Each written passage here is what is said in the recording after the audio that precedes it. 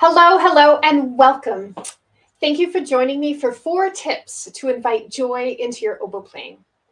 You may think that because the oboe is so hard, that it's not really possible to have as much enjoyment on this instrument as others, or that the fact that it was hard is what attracted you to it. You found some of the other instruments too easy. I hear you. That is kind of what attracted me to the oboe was how hard it was. But with that, perhaps what you've been experiencing is some nervousness or anxiety in your oboe playing when you've been performing in public or in your ensembles. And today's presentation is to show you some ways to approach your oboe a little bit differently and invite joy into your oboe playing. My name is Erin Brophy. I am the principal oboe player of the Saskatoon Symphony and a sessional lecturer at the University of Saskatchewan. Wow! University of Saskatchewan. Thank you for joining me today. Why am I doing these presentations? Well, it has a lot to do with how I got started on the oboe. So I'm from a remote place in Canada and Northern Ontario. And if you can imagine a forest full of evergreens on the shores of a beautiful crystal clear lake with dark, almost black rocks in the middle and the heart of the Canadian Shield, that's where I grew up. And it was beautiful and an idyllic place to be a child until I started the oboe. And that's where all the trouble started. Because when I started the oboe, I did not have access to a functioning instrument. I did not have access to functioning reeds, and I did not have access to good information. I was surrounded by lovely musicians and very supportive music teachers, but no one who knew very much about the oboe. And for that reason, I really struggled. I knew that I didn't sound like the recordings, but I had no idea how to play this and make this cool instrument sound better. And there were several times in my development that I almost gave up.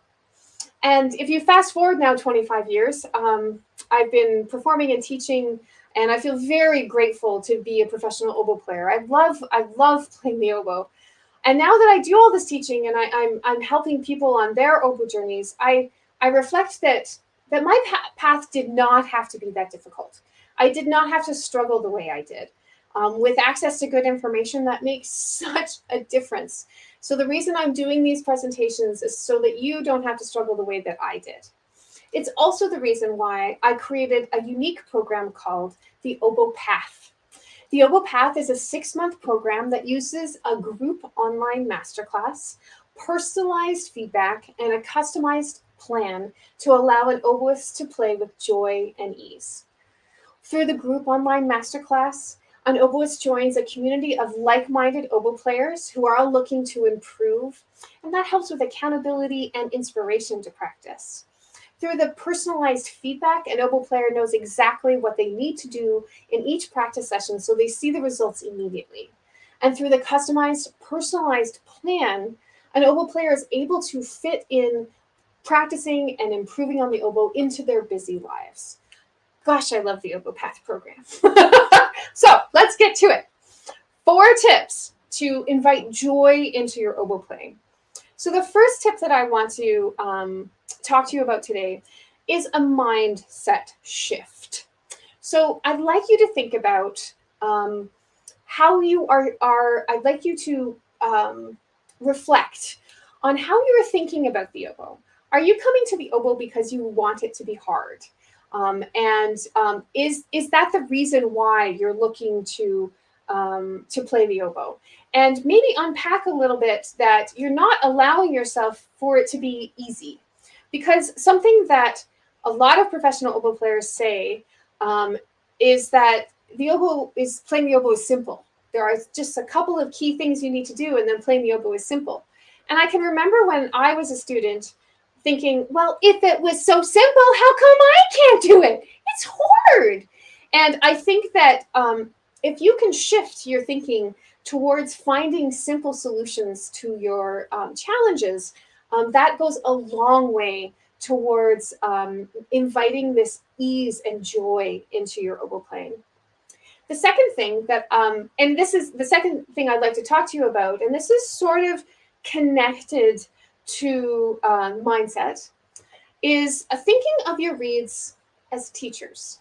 So every read that comes into your read box is an opportunity for you to improve the flexibility of your playing.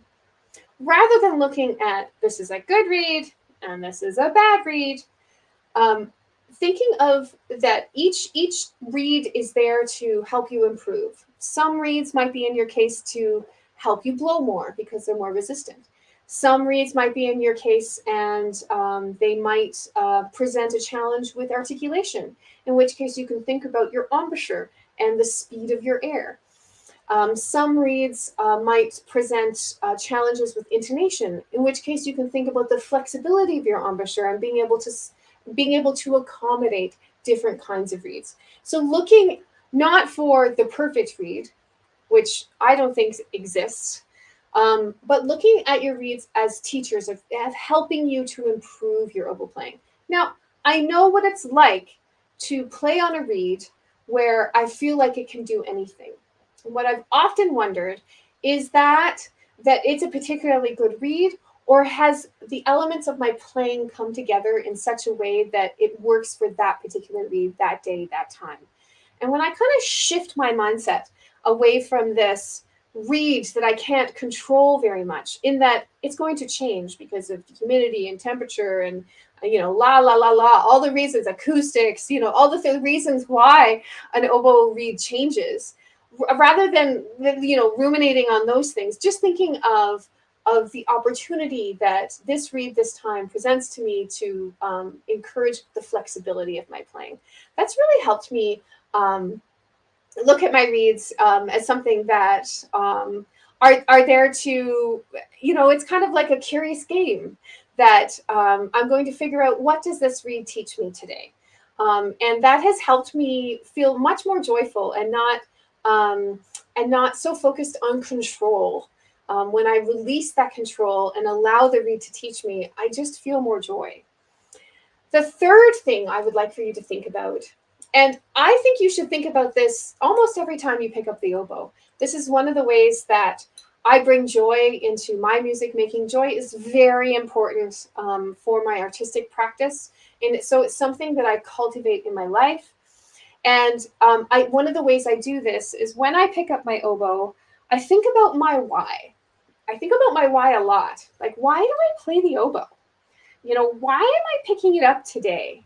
And, sometimes I can get into a headspace where I can, I open up the case, and the feeling of opening up the case just gives me like such a butterfly tummy feeling of like, I can't believe I get to do this again.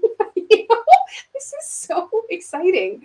I think cultivating your why can also be thinking about why you picked up the instrument.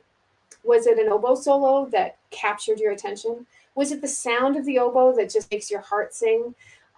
Is it, what was it about the instrument? Why do you play this? What does it bring to your life? Thinking about all of those things. I just love long form music. It's so, it just gives me chills up the back of my spine. And this oboe allows me to step into the arena of creation. And I am so thankful for it. And that's my why. But what is your why? I think spending some time thinking about that goes a long way towards helping you find the joy of why you are playing this instrument. The joy can be that you are serving your community in whatever ensemble you're playing in a band, in an orchestra, in a woodwind quintet. You are creating music in your community and touching other people. And if that is your motivation, you want to play with friends, you want to participate in this music, that is such a lovely and beautiful, it's just something that deserves so much respect for what you are bringing to your community. So cultivating and thinking about your why, and your why can change, maybe it changes day to day, and that's fine. But spending some time reflecting on that can really help you navigate the ups and downs that the oboe can present to you. The fourth thing that I want to talk to you about today that really helps me cultivate joy in my oboe playing is efficient practice. So I, like many oboe players, have a very busy life. I do a lot of performing, I do a lot of teaching, I have a family, and I have roles and responsibilities in my community. And so I love practicing. I really do. I love practicing. But I love even more efficient practice when I can get a lot done in a short amount of time. I feel like I'm making progress. And I'm a big to-do person, like a to-do list person, and I love checking things off the to-do list. And so when I have a practice session where I've gotten a lot of things accomplished, it feels great. And it means that, some people think you have to, that professional oboe players play like 4 hours a day. That is not true at all. I do not have the time for that, especially if I've had, 5 hours of rehearsal in that day. So that's not something that's reasonable or conceivable, given all my other responsibilities. So figuring out how your practice can be more efficient and how you can make the best use of your time can really help you enjoy the process of improving on your instrument. Have I practiced many, many hours a day in my development? Yes, absolutely. I have done that. But now that I am at this point in my performing and teaching career, I think that there was a lot of wasted time in my practicing, and I wish I could transport myself backwards and whisper in my ear about how to be more efficient with my practice time. I would have saved me a lot of time. Speaking of efficient practice time, I have an up and coming free webinar, and it starts next week. And it's called the Oboe Odyssey, Mastering the Art of Oboe Playing, because it really is artful and creative how you approach practicing. And one of the things I'm going to be talking about is efficiency of practice and the neuroscience behind the best ways for you to bring more efficiency and effectiveness to your practicing. Now, it will be 90 minutes, 1 hour, and then 30 minutes of a question and answer. Where I would love to connect with you if you have any questions. I think that when I was studying, that there was not a lot of talk about how to practice, and that really held me back. And so for me, it's really important to get this good information out there. I've been practicing professionally for 25 years. I have a lot to share in terms of how you can improve the effectiveness and efficiency of your practice. It doesn't matter where you are in your oboe journey. So please join me. The information about this webinar is below this presentation.